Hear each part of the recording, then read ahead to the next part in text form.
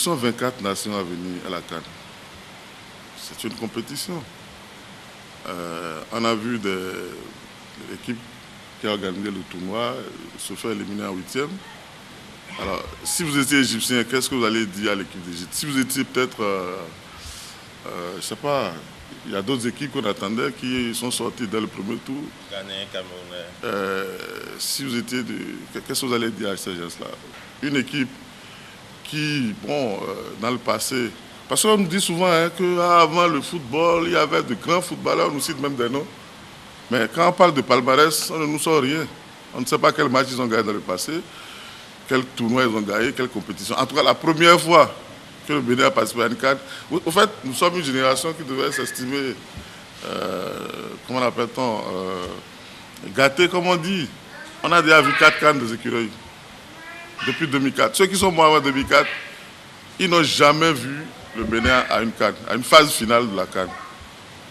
Et pourtant, on dit que le meilleur football, c'était avant. Je veux bien comprendre. Donc, le meilleur dont vous parlez, c'est sûr. Nous aurons certainement d'autres groupes. On n'aura peut-être pas la même équipe qui sera plus performante ou moins performante. C'est possible. Mais aujourd'hui, ceux qui sont là, comme je l'ai dit, ce sont les meilleurs d'entre nous. S'il y a d'autres meilleurs, qu'on les sorte. Si quelqu'un connaît quelqu'un qui peut faire... On nous dit souvent aussi que oui, dans les villages, il y a des joueurs.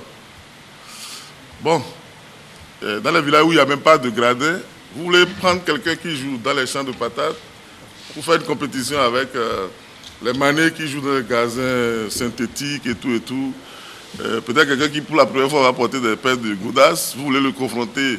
Donc, il n'y a pas de génération spontanée en compétition aujourd'hui. C'était peut-être avant où on voyait des joueurs jouer pieds nus et rivaliser avec des crampons et tout ça là. Aujourd'hui, ce n'est pas possible, c'est du déterminisme. Vous savez, les techniciens, pourquoi on va aussi loin les chercher? Parce que le sport, il y a une dose de science dedans qu'il faut maîtriser. Et si vous ne maîtrisez pas, vous avez beau avoir allié des gars costauds, je ne sais pas. Vous avez vu, non? Bon, le placement nous montre souvent beaucoup de joueurs, des gringalés qui sont... Vous prenez le meilleur joueur, enfin celui qui a une griffe du monde, quand vous le comparez au bûcheron africain, il n'y a pas photo.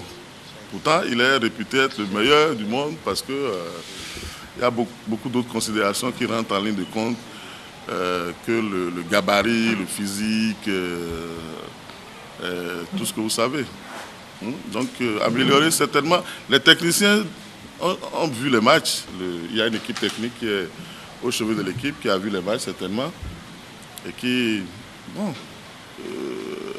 moi, je suis supporter. Vous comprenez? Et je reste dans mon rôle de supporter. Et c'est ce que je demande à chacun. Si vous suivez très bien, vous prenez les grandes chaînes internationales qui parlent de sport, désormais, les consultants, c'est rien que les anciennes gloires.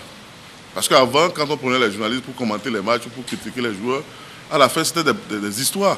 C'était pratiquement des bagarres. Quand vous rentrez dans les zones mixtes, après les matchs, c'est un joueur qui s'en prend à un journaliste ou des trucs comme ça, ou après, c'est des interviews que vous voyez. Et désormais, on laisse les anciennes gloires venir commenter les matchs. Parce que lui, au moins, il sait de quoi il parle. Hein, il est resté sur le terrain, il a fait des compétitions, il peut donner des appréciations que le joueur lui-même peut accepter. Mais quand c'est comme vous, journalistes, hein, vous passez, vous voyez un menuisier dans son atelier qui ouvre votre journal et qui se met à dire, mais regardez cet article-là, le gars là, vraiment, il est nul. Hein, vous ne pouvez pas l'encaisser. Par contre, si c'est un ancien journaliste ou un journaliste de votre... Vous avez la juridiction des pairs que vous acceptez comme ça, d'une manière ou d'une autre. Mais, et donc, si vous êtes supporter, vous allez au stade supporter votre équipe. Si vous êtes encadreur, vous vous concentrez à... Enfin, chacun reste dans son couloir. Mais si tout le monde doit être entraîneur, tout le monde va être joueur, tout le monde va être dirigeant, bon, on ne s'en sortirait pas. Néanmoins, le commentaire, comme on le dit souvent, est libre. Hein. Ça n'empêche pas les gens de dire ce qu'ils ont envie de dire. Mais ça n'empêche pas non plus ceux qui ont, comment on appelle-t-on, les joueurs. Ce n'est pas parce qu'on a critiqué un joueur que sur le terrain il va être meilleur. S'il n'a pas les capacités d'être meilleur, il ne sera pas. Ce n'est pas parce qu'on l'a insulté que dès qu'il va monter sur le terrain, il sera meilleur. Oui, c'est vrai qu'il y a la vie en dehors du stade.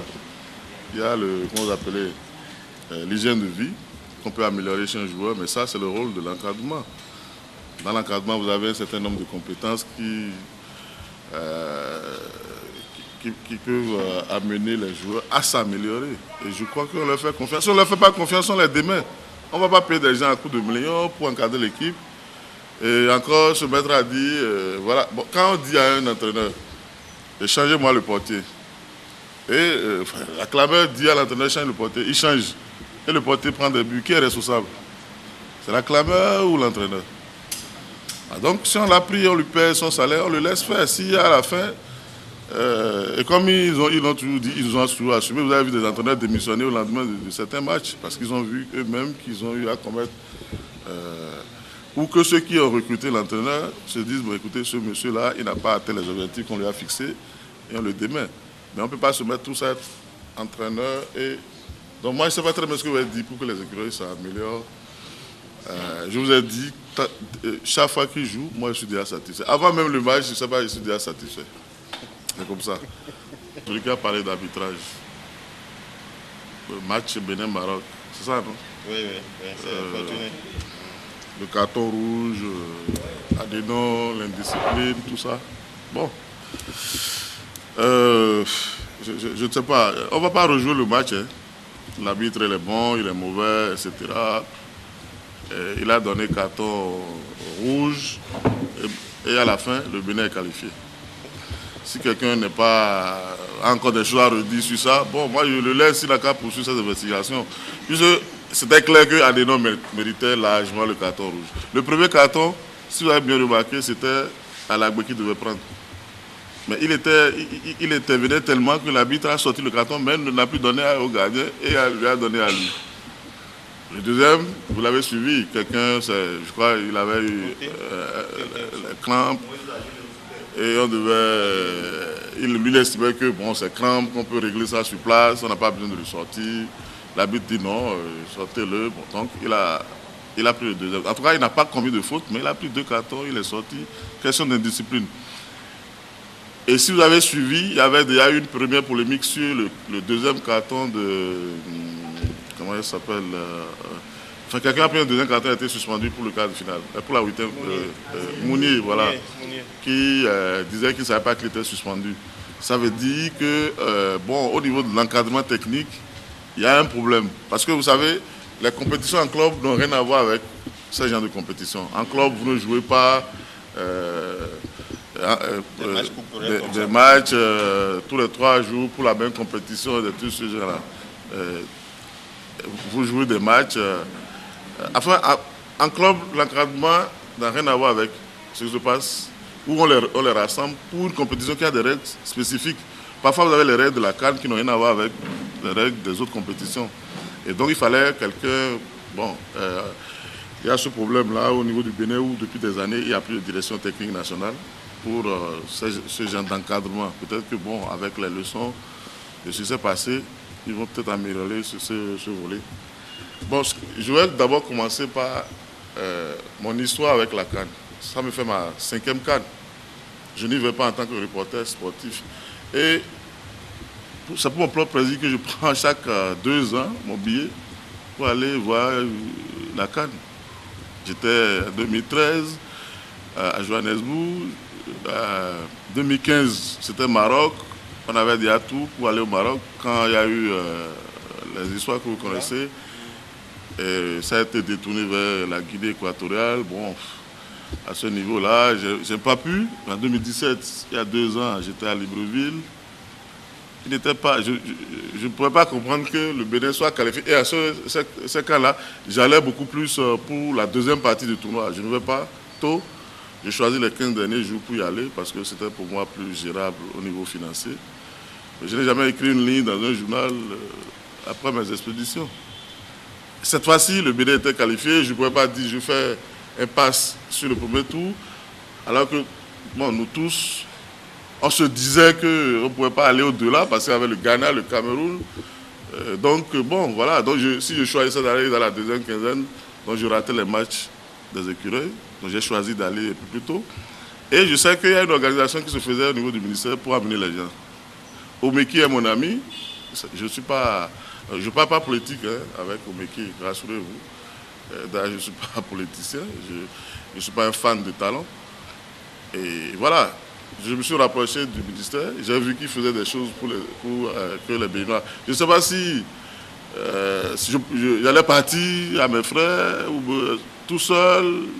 Enfin, alors qu'il y a des compatriotes qui allaient pour la même cause. Donc je suis resté avec eux. Je ne sais pas si j'ai mal fait ou si j'ai bien fait. Bon, ça, c'est un autre problème. Mais moi, ça me prive de la finale. Parce qu'après, quand on a fini, il fallait quitter parce que je ne pouvais pas prendre d'autres dispositions pour rester jusqu'à la fin. Hein, parce que ça me faisait déjà 3 semaines que j'étais là-bas. Je ne pouvais pas continuer. Sinon, je risque de revenir à la maison alors que la mamie serait déjà vide. Hein, vous comprenez? Donc, je ne ferai pas de compte rendu de ce que j'ai vécu parce que moi, j'ai pris l'option d'aller voir les CAN systématiquement. Hein, j'étais au Burkina, j'étais au Mali. Voilà. Et l'équipe nationale, quand elle bouge, quand j'ai la possibilité, je le fais. Et j'ai déjà fait par le passé, j'ai déjà voyagé à mes frères alors que la délégation officielle du Bénin était partie. Et j'ai compris qu'arriver là-bas, c'était pas très agréable, très aisé, et que c'était toujours mieux de rester ensemble. Voilà, c'est ce que j'ai fait. Donc, bon, maintenant, si c'est bon, si c'est mauvais, et tout ça, c'est vrai, on a dit beaucoup de choses par rapport à ça, mais moi, j'étais toujours à la CAN, hein, sans le Bénin, sans que le Bénin soit qualifié. Ceux qui me connaissent, ceux qui sont proches de moi, même le reporter de mon organe, il le sait. Je lui dis souvent, mais toi, tu n'es pas intéressé par cette compétition. Hein, parce que je ne l'ai jamais vu venir dire, moi, je veux aller voir telle chose à tel moment. Mais pour moi, je fais mon programme depuis. J'ai déjà fait mon programme pour le Cameroun, si vous voulez savoir. Si Jacques Roux était. Comment il s'appelle? C'est ça, non, Jacques Roux. Il allait vous expliquer, ou si Pépéripi est ici, ils allaient vous expliquer qu'eux-mêmes, ils sont souvent surpris de me découvrir dans les stades. Et je suis un journaliste agréé par la CAN. Je n'ai pas besoin aujourd'hui de comment vous appelez, accrédité par la CAN, s'il vous plaît. Je n'ai pas besoin de formalité particulière, moi, pour avoir une accréditation. Parce que j'ai mes données dans leur base depuis très longtemps. Et donc, quand ils ont une compétition, si j'ai les moyens, si j'ai la possibilité d'aller, j'y vais sans problème. Donc, ça, c'est la parenthèse de Arimi à la CAN. Donc, moi, je n'étais pas un supporter. Je ne voulais pas me voir dans les vidéos tournées où les gens s'exhibaient et tout ça, là, vous ne verrez pas. D'ailleurs, ce n'est même pas mon tempérament. Hein. J'ai eu mon accréditation dès que je suis descendu au Caire. Et je suis resté dans la tribune des journalistes tout le temps. Hein. Mais je suis désolé. Maintenant, si quelqu'un veut que je vienne collaborer avec son organe sur ce que j'ai vécu et tout ça là. Non, bah, on est des amis.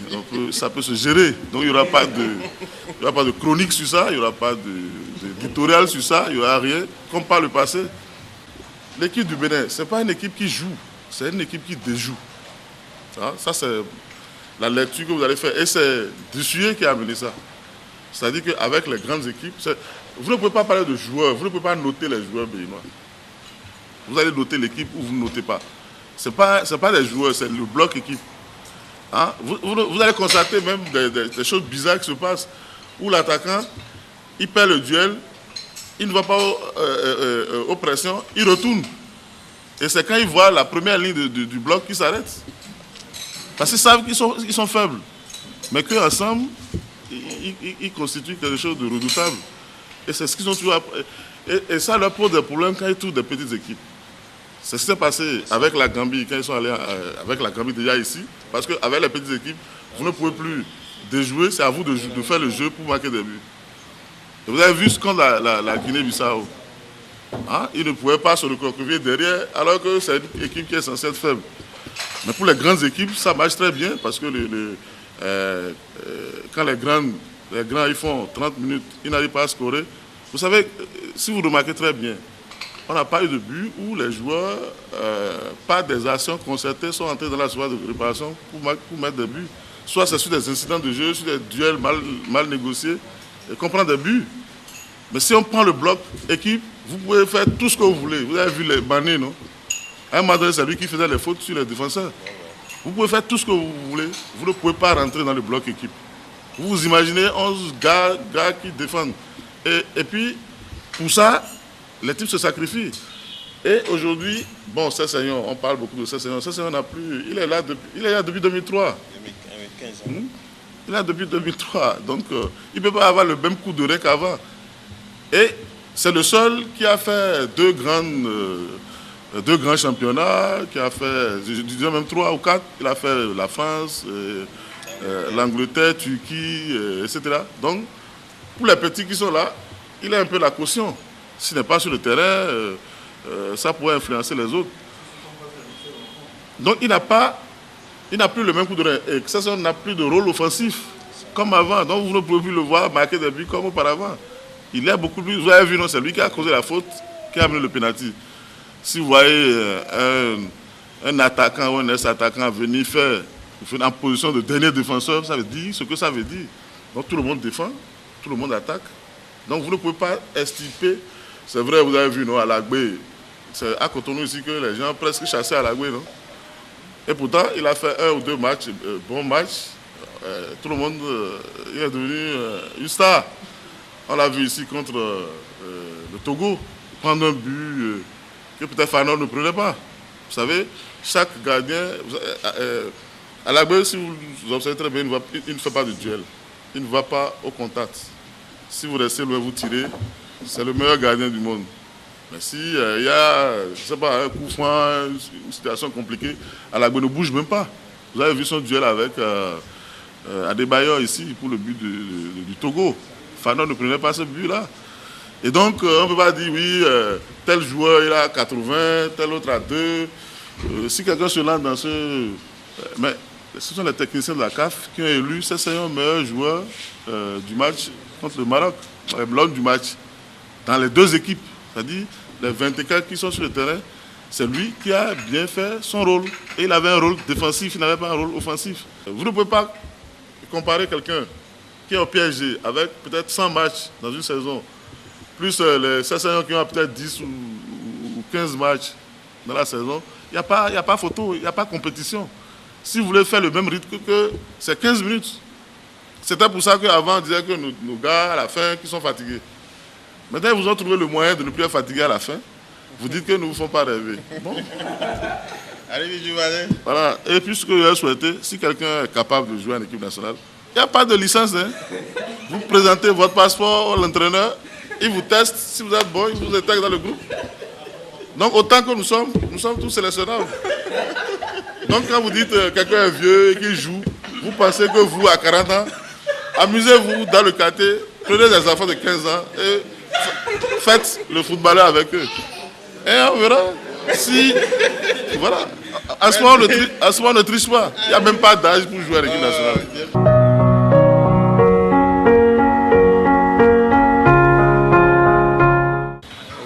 Bonjour, chers confrères et consoeurs. Une fois n'est pas coutume,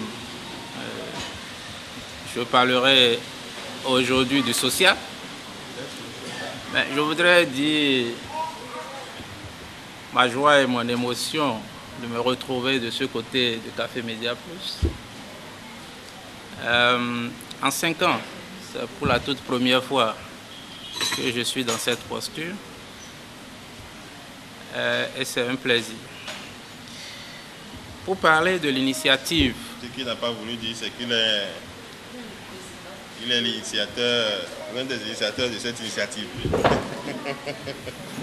Voilà.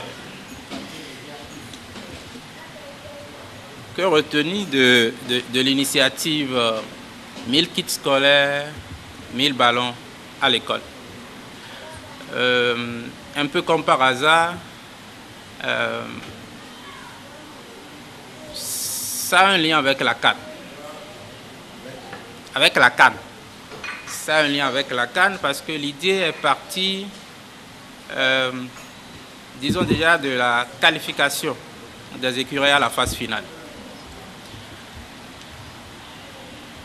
l'engouement qui avait été observé autour de cette qualification, les préparatifs, tout ça, nous ont amené au niveau de Focus Bénin à se dire on peut utiliser le même engouement pour faire quelque chose de social, apporter quelque chose autre que la joie, la simple joie du supporter, du fanatique, de tout ce que vous voulez.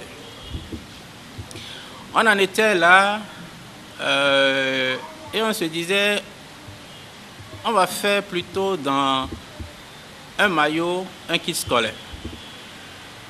C'est-à-dire que le Béninois qui, pour supporter son équipe, va acheter un maillot, sur ce maillot-là, on pouvait greffer quelque chose pour permettre à un jeune scolarisé défavorisé d'avoir un kit scolaire, ce qui n'est pas du tout évident. Et c'est pas, tout à l'heure, il y a le VP Adeni qui me rappelait qu'il était dans l'enseignement. Donc, lui, il sait peut-être de quoi je parle, et je suis sûr que chacun d'entre nous ici, vous savez de quoi je parle. Très difficile pour certains d'entre nous, enfin, de parents, de pouvoir disposer des moyens nécessaires pour offrir à son enfant à la rentrée un kit scolaire. Ce n'est pas forcément à Tchoumi-Tchoumi ou dans un coin de village lointain de Cotonou. Même dans Cotonou ici, nous avons à Porte-Novo à côté, nous avons de ces genres de cas. Et nous nous sommes dit, pourquoi pas ne pas utiliser l'engouement suscité autour des écureuils pour appeler à la solidarité les Béninois. Donc finalement, de un maillot, un kit scolaire, nous sommes passés à un projet plus ambitieux. 1000 kits scolaires, 1000 ballons à l'école. C'est-à-dire que nous ambitionnons à la rentrée prochaine impartir 1000 jeunes garçons et jeunes filles issus de milieux défavorisés et 1000 écoles qui ne sont pas capables d'avoir un petit ballon. Tout à l'heure, je crois que, je ne sais pas si c'est Fortuné qui le disait, non, je crois plutôt que c'est Patrick Loco qui le disait, dans nos quartiers, nous avons des talents. C'est sûr, dans nos écoles, nous avons des talents. Ce serait notre contribution à nous de permettre à ces jeunes talents déjà de commencer par ces essais, de toujours ces essais au niveau de leurs écoles. Et tout ça, ça entre aussi dans la politique du gouvernement béninois aujourd'hui avec les classes sportives. Ce projet gouvernemental aujourd'hui n'est qu'à une phase, je dirais, une phase pilote. Ce n'est pas toutes les écoles qui sont prises en compte. Et nous, ce serait notre façon de pouvoir accompagner ces efforts du gouvernement parce que l'État central, qu'on le veuille ou non, ne peut pas tout faire. Et nous estimons que le Béninois qui est capable du pire est aussi capable du meilleur.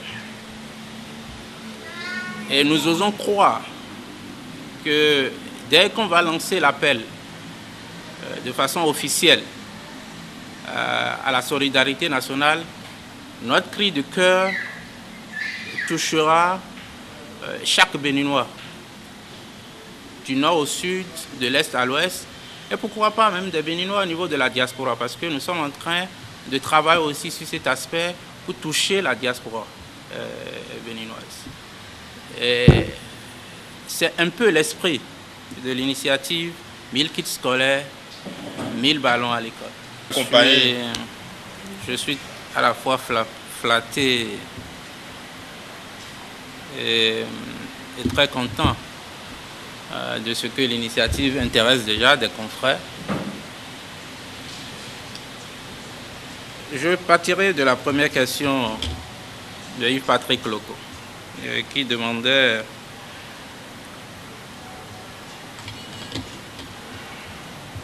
si ce sont le niveau primaire, secondaire qui seront.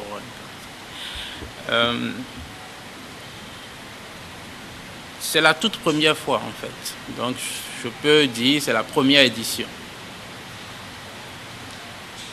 Et par rapport à ça, nous ne voulons pas éparpiller les énergies. Et nous nous sommes dit, nous allons nous contenter plutôt des écoles primaires pour la première édition. Le primaire. C'est-à-dire les enfants, nous estimons en ce moment les enfants de 5 à 15 ans. 15 ans, ça peut paraître surprenant quand on parle du primaire, mais quand vous sortez de Cotonou, vous avez des enfants de 15 ans qui sont candidats au CEP.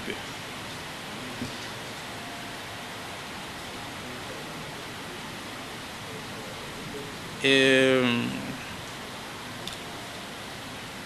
Fortuné veut savoir think tank c'est quoi en fait. Oui. En fait, Focus Bénin est un think tank. Un think tank, c'est en anglais, ce qui veut dire laboratoire d'idées. Nous sommes un laboratoire d'idées et nous nous investissons dans tout ce qu'on peut appeler action citoyenne. Mais avec une déclinaison sur des actions de réflexion, d'accord, mais aussi sur des actions humanitaires et caritatives. Les deux se rejoignent, en fait. Donc, le Focus Bénin, c'est ça. Je vais profiter de cette question pour répondre en même temps à tous ceux qui se sont intéressés, parce que quelqu'un a demandé l'historique, quelqu'un a demandé tout ça là. Focus Bénin est né il y a un peu plus de 2 ans, en avril 2017. Je dirais de façon officielle, parce que bien avant ça, nous faisons déjà un travail, mais on l'a officialisé au niveau du ministère de l'Intérieur en avril 2017. Et ça regroupe essentiellement, comme vous pouvez vous en douter, de journalistes. Les têtes qui sont présentes. Dont notamment, il y en a Fangbeji qui est là aujourd'hui à la Banque mondiale. Et on est tous dedans. Et nous nous sommes dit en fait que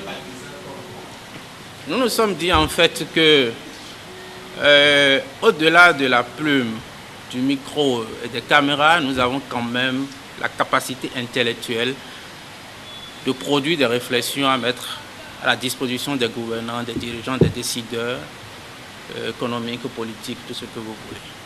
C'est ce à quoi nous nous attelons depuis 2 ans. Et nous le faisons, disons, dans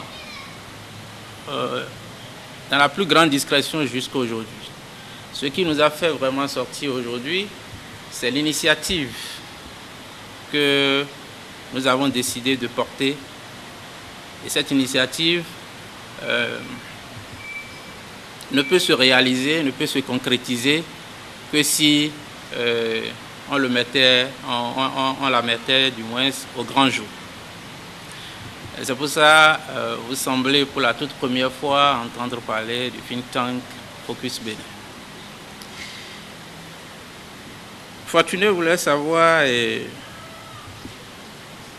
le mode opératoire, si c'est un téléthon. Non, nous n'en visons pas du tout un téléthon.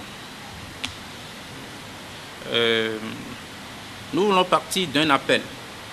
Et par rapport à ça, je profite de l'occasion pour dire que nous avons choisi de façon symbolique de lancer l'appel à la solidarité le 1er août prochain, qui symbolise à nos yeux la date de l'unité nationale, la date de l'indépendance, la date de tout ce qui de l'union sacrée, la date de tout ce que vous voulez. Donc, nous comptons lancer l'appel le 1er août prochain. Et l'opération va durer 30 jours. C'est-à-dire, nous démarrons le 1er et nous terminons le 30 août. Ce n'est pas une opération qui va s'étaler dans le temps, c'est-à-dire 3 mois, 4 mois, non. C'est 30 jours chrono. Nous avons choisi 30 jours chrono, travailler 30 jours chrono, collecter les fonds nécessaires par les canaux. Nous sommes en train de travailler encore parce que nous disposons encore d'une dizaine de jours pour finaliser les canaux. En son temps, vous aurez tous ces détails-là pour toucher les Béninois aussi bien à Cotonou, à Parakou, à Porto Novo, à Djougou, à Natitengu. Et comme je l'avais dit tantôt, même au niveau de la diaspora. En fait, ce qui nous motive beaucoup plus aussi, nous nous sommes dit que, et c'est toujours lié à la CAN, comme je l'ai dit, on a vu l'engouement, la solidarité, tout ce qu'il y a, nous nous sommes dit que les Béninois sont capables de venir en aide aux Béninois. Nous avons trop tendance à attendre que l'aide arrive de l'étranger. Nous avons trop tendance à tendre la main à l'étranger, à trop quémander aux autres qui mobilisent de la même façon. Mais pour nous autres, nous sommes dit, cette fois-ci, ce serait l'argent du Béninois qui servira à donner un coup de pouce à de petits enfants béninois.